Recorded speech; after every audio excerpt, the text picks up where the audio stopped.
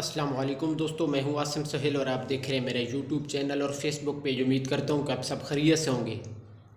اللہ پاک آپ سب کو اپنی حفظ و امان میں رکھے۔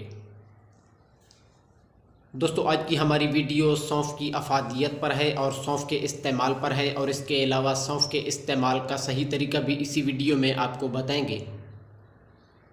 لیکن اس سے پہلے جلدی سے ہمارے اس چینل کو سبسکرائب کر دیں اور ساتھ میں دیے گئے بیل آئیکن کے بٹن کو بھی ضرور پریس کر دیجئے گا۔ دوستو، سونف کا استعمال تو لگ بھگ ہر گھر میں ہی ہوتا ہے۔ پکوانوں میں استعمال کے علاوہ مختلف طبی مسائل سے بچنے کے لیے بھی یہ کھایا جاتا ہے۔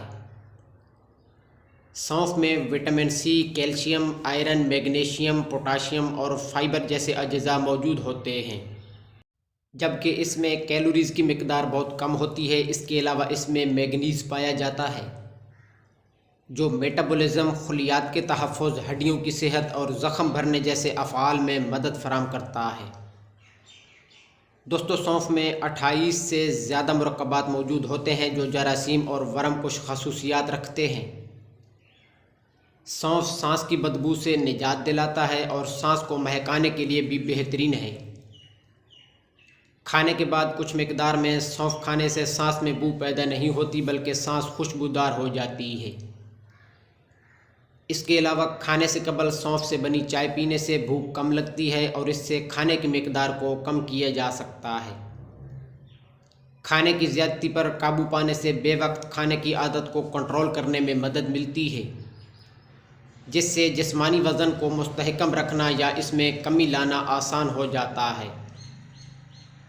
سونف کھانے سے دل کی صحت کو فائدہ ملتا ہے۔ اس میں موجود فائبر سے امراض قلب کا خطرہ بڑھانے والے عناصر جیسے کولیسٹرول کو کنٹرول کرنے میں مدد ملتی ہے۔